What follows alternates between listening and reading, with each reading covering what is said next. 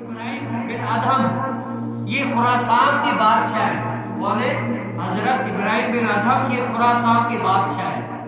ایک دن وہ کیا ہوا، اپنے محل سے باہر نکلے. کہا کہ دیکھو تو صحیح لوگ کس طرح جی رہے ہیں. آج میں تو محل میں جی رہا ہوں، اتنا بڑا محل ہے، اتنی بڑی آسائش ہے، اتنی بڑی نعمت ہے، دیکھو تو صحیح لوگ کیسے جی رہے ہیں.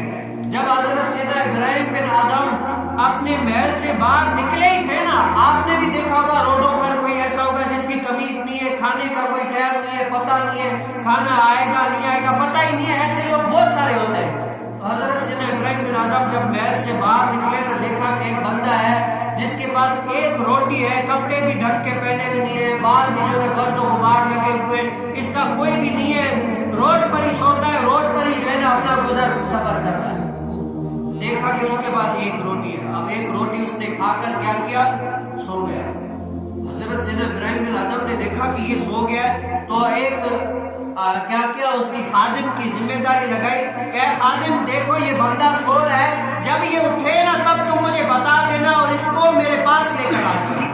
تو خادم کی ذمہ داری لگ گئی. وہ بندہ جو روڈ پر سویا ہوا تھا وہ کیا ہوتا، سوتا رہا. کافی گھنٹے بعد اٹھا تو اس بندے خادم نے کہا چلو تمہیں میرے بادشاہ بلا رہے ہیں. بادشاہ نے بلایا. اب وہ گیا وہاں پر تو کہا، حضرت سیدنا ابراہیم بن ادہم نے کہا کہ بتاؤ تم نے ایک روٹی کھائی تمہارا پیٹ بھر گیا؟ اس نے کہا جی الحمدللہ میرا پیٹ بھر گیا.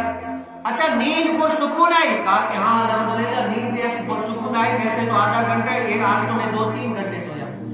تو حضرت سیدنا ابراہیم بن ادہم جو ہے نا اپنے دل میں یہ سوچنے لگے، یار میرے پاس اتنے محل ہیں، اتنی بڑی بادشاہت ہے، جب سکون ایک روٹی سے مل سکتا ہے تو میں اتنی بڑی بادشاہت کو کروں گا کیا؟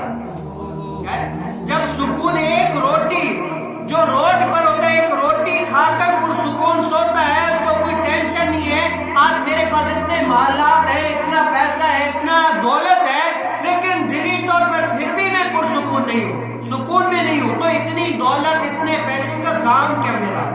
تو کہتے ہیں کہ حضرت ابراہیم بن ادہم جو ہے نا وہ ساری دولت بادشاہت چھوڑ کر جو ہے نا فقیرانہ لباس پہن کر جنگلوں کی طرف نکل. آج اس سے ہمیں کیا پتہ چلتا ہے کہ ہمارے بزرگوں کی کیا تعلیم ہے کہ بزرگوں نے پیسے کو ترجیح نہیں دی، بزرگوں نے دین کو ترجیح دی، دنیا کو ترجیح نہیں دی. آج ہر کسی چھوٹے بڑے سب کی یہی خواہش ہوتی ہے کہ کاش کہ جو ہے نا میں کیا کروں، پیسے والا بن جاؤں، مالدار بن جاؤں.